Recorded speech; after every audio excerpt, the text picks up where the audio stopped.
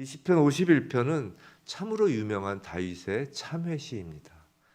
표제에서 보는 것처럼 다윗이 밧세바와 동침한 후에 선지자 나단이 그에게 와서 그의 죄를 일깨워 줬을 때 다윗이 내가 죄인입니다. 내가 그 죄를 지었습니다. 라는 그 말을 함과 함께 이 시를 지은 것으로 주장을 합니다. 이 시는 참회시의 그 회개시의 새로운 지평을 열어놓고 있는 것으로 평해집니다. 그 이유는 이 시가 단순히 죄악의 그 중압감으로 인한 탄식과 참회라는 그 무겁고 침울한 분위기로만 일관되지 않기 때문이에요.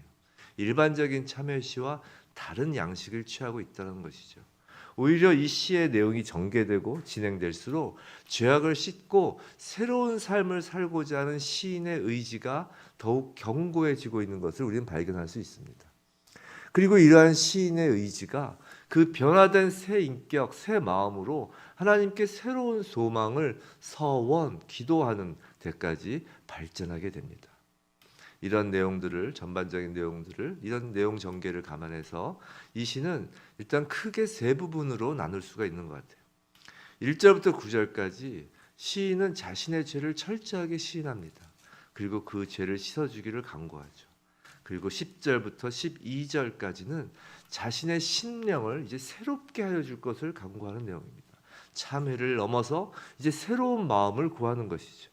마지막으로 13절부터 19절은 그렇게 회복된 은혜를 전제로 해서 세 가지의 내용으로 하나님께 서원하는 그 다짐하는 내용을 기도로 올려드리고 있어요.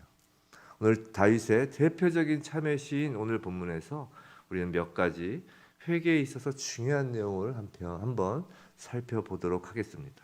이 살펴보는 것이 단순히 이론이 아니라 우리의 회개에 그대로 적용되므로 우리의 삶이 다윗과 같이 하나님 마음에 합한 자로서의 삶이 되길 다시 한번 주님의 이름으로 축원합니다.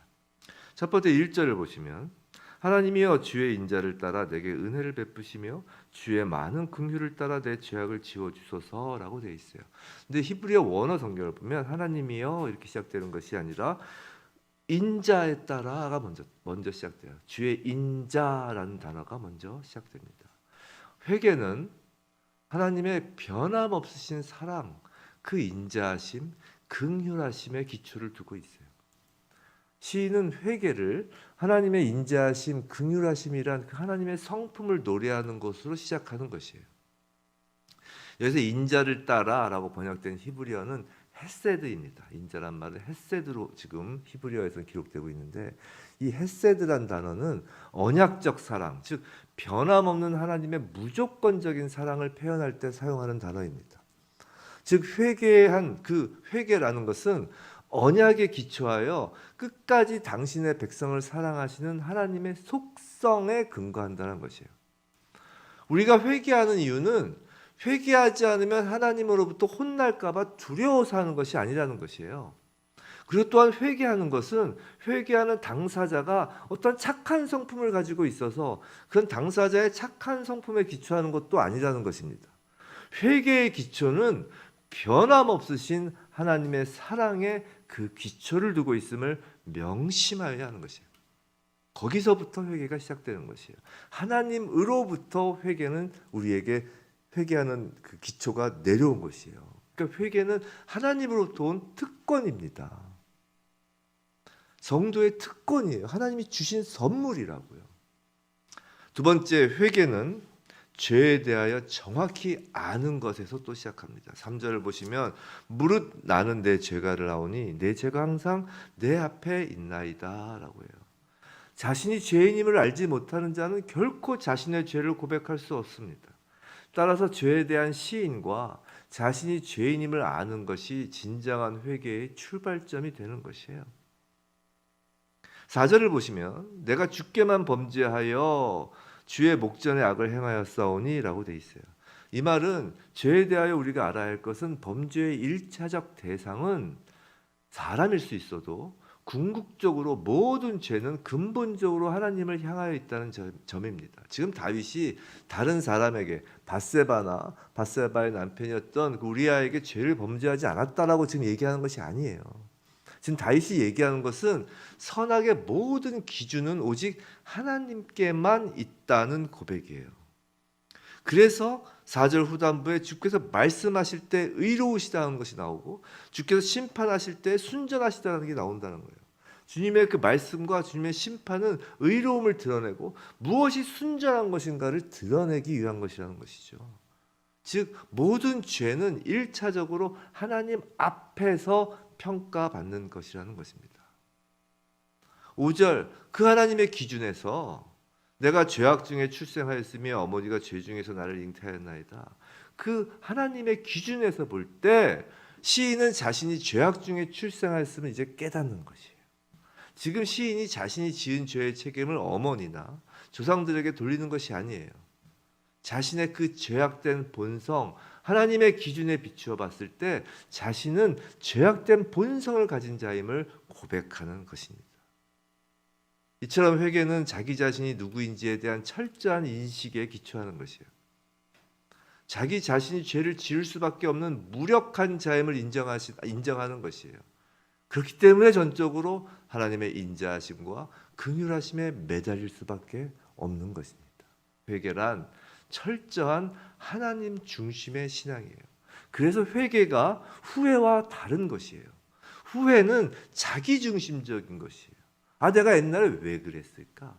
나는 왜 이랬을까? 내가 그때 잘못 판단했구나 라는 자기 중심적인 것이지만 회개라는 건 철저히 하나님 중심의 신앙입니다. 하나님의 사랑에서 비롯된 것이고 하나님의 기준에서 비롯되는 것이에요. 다시 하나님께로 방향을 계속 돌리는 것이죠. 세 번째로 회개를 하여야 우리는 영적 무감각에 빠지지 않을 수 있습니다. 7절 보시면 우슬초로 나를 정결하게 하소서 내가 정하리이다 나의 죄를 씻어주소서 내가 눈보다 희리이다 라고 하고 있어요. 여기서 우슬초는 물론 6월절에 짐승의 피를 찍어 문지방에 바를 때 사용되던 것입니다. 예수 그리스도의 보혈 그것을 의미하는 것이죠. 즉 예수 그리스도의 보혈만이 우리를 정결하게 할 수 있음을 상징하는 단어예요. 근데 또한 다윗이 여기서 우슬초라는 것을 쓴 것은 그 당시 나병 환자의 정결 의식과 연결이 돼 있어요. 나병 환자, 한센병 환자, 지금으로 치면 한센병 환자죠. 그 한센병 환자의 정결 의식에 우슬초로 짐승의 피와 물을 묻혀서 뿌리는 정결 의식이 있었던 것이에요. 지금 시인은 자신의 더러워진 영적 상태를 나병과 관련하여 말하고 있다는 것이에요. 근데 나병이란 병은 신체 기관, 손가락, 발가락, 자기의 피부가 무감각해지는 병이죠. 떨어져 나가는지도 모르는 것이에요. 썩는 줄도 모르는 것이죠. 통증이 없는 것이에요. 이것이 죄의 증상과 매우 흡사하다는 것입니다. 성도 여러분, 우리는 회개하지 않으면 죄에 대하여 언제든지 영적으로 무감각해질 수 있는 존재라는 것이에요. 한번 생각해 보세요. 우리가 깨끗함을 경험하여야 더러움을 알 수 있는 것입니다. 회개하여 정결함을 날마다 경험하지 않으면 금방 더러움에 익숙해지는 것이 인간이라는 것이에요. 왜냐하면 앞에서 얘기한 것처럼 우리는 원래 본성이 그 더러움 가운데 죄 가운데서 잉태되었기 때문이에요. 이미 죄에 익숙해져 있다는 것이에요. 그리고 죄에 무감각해질 수 있는 존재라는 것이죠. 회개는 바로 그 나병 환자의 정결의식처럼 우리의 무감각해진 영을 다시 매우 민감하게 바꾸는 방법인 것입니다. 네 번째로 회개를 하여야 진정한 기쁨을 누릴 수가 있어요. 8절 내게 즐겁고 기쁜 소리를 들려주시사 주께서 꺾으신 뼈들도 즐거워하게 하소서라고 합니다.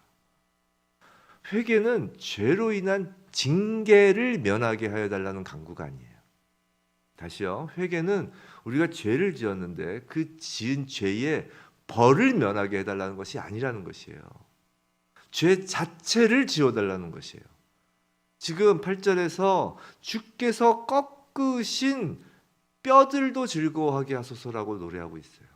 즉 하나님의 징벌로 그 뼈가 꺾이는 것들을 치워달라고 하는 것이 아니라 그 징벌, 꺾으신 그 뼈들 가운데에서도 죄가 씻기는 기쁨을 노래하게 되길 간구하는 것입니다. 즉 죄에 따르는 벌을 받느냐 아니냐는 회개의 목적이 아니라는 것이에요. 회개의 목적은 죄 자체를 지우는 것이라는 것이에요. 우리는 이걸 명심해야 돼요. 이건 마치 두려움 때문에 회개하는 것이 아닌 거와 일맥상통하는 것이죠. 벌 받을 게 두려워서 회개하는 게 아니라는 것이에요. 죄 자체에 대한 그 미움으로 회개를 하는 것입니다. 하나님의 자녀는 죄 가운데 기뻐할 수가 없어요. 그렇기 때문에 회개를 하여야 꺾은 뼈 가운데서도 기뻐할 수 있는 것이라는 것이에요. 12절을 보시면 주의 구원의 즐거움을 내게 회복하소서라고 합니다. 회복시켜달라고 해요. 즉 회개는 주의 구원의 즐거움을 회복시키는 것이에요. 성도 여러분, 사실 우리가 구원받은 하나님의 자녀, 구원받은 하나님의 백성이라면 자신이 지은 죄로 인하여, 즉 예수 그리스도를 믿음으로 인하여 행위로 지은 그 죄로 인하여 구원을 빼앗기지는 않아요. 하나님 끝까지 우리를 다시 회복시키셔서 하나님 나라로 이끌어 가시는 것이에요. 하지만 하나님이 그 이끄시는 그 과정에서 우리가 회개하지 않으면 구원을 뺏기진 않지만 구원의 기쁨을 빼앗기는 것이에요. 성도 여러분, 예수 그리스도께서 십자가에 달리셔서 우리를 구원하신 건 이 땅에서부터 기쁨을 누리게 하시기 위한 것이에요. 구원의 기쁨을 누리기 위한 것이에요. 그런데 회개하지 않으면 죄로 인하여 구원의 기쁨을 빼앗기는 것입니다. 이렇게 구원의 기쁨을 빼앗기면 깊은 영적 침체에 또 빠지게 되고 결국 능력 있는 그 삶으로부터 멀어지게 되는 것이에요. 성도 여러분, 죄 문제를 해결하지 않고 죄를 등에 지고 살아가는 한 하나님이 주시는 그 샘솟는 영적 기쁨을 맛보지 못하게 되는 것입니다. 회개가 기쁨의 통로인 것이에요. 다섯 번째로, 회개하는 가운데 성령의 창조 역사가 우리 마음에 일어나는 것입니다. 시인은 새로운 삶의 가능성이 자신 안에서는 결코 발견될 수 없음을 절감하죠. 10절을 봐요. 10절을 보시면 하나님이여 내 속에 정한 마음을 창조하시고 내 안에 정직한 영을 새롭게 하소서라고 해요. 우리는 우리 자신의 노력으로 죄에서 벗어날 수 있다고 생각한다면 그건 교만입니다. 우린 본성적으로 죄인이기 때문이에요. 우리의 마음을 새롭게 하는 것은 우리 스스로 할 수 있는 일이 아니라는 것입니다. 오로지 창조의 권능을 지니신 하나님만이 이루실 수 있는 일이에요. 죄를 씻어 눈보다 희게 하는 것은 새로운 창조와 같습니다. 예수 그리스도께서는 그 십자가 보혈을 통해 죄를 씻으셨고 그들의 심령에 성령을 보내사 새로운 마음을 창조하시는 것이에요. 10절에 정직한 영을 새롭게 하소서라고 되어 있죠. 근데 이 정직한 풋노트에 뭐라고 되어 있어요? 견고한 이렇게 되어 있어요. 즉 견고한 영을 새롭게 하신다는 것이에요. 죄는 우리의 마음을 무너뜨렸어요. 우리의 마음이란 성을 무너뜨린 거예요. 하지만 하나님께서는 성령을 보내셔서 그 마음에 다시 한번 견고한 성령을 통하여 세우시는 것이라고요. 이건 오직 외부로부터 오는 힘, 성령으로부터 오는 힘으로 세워지는 것이에요.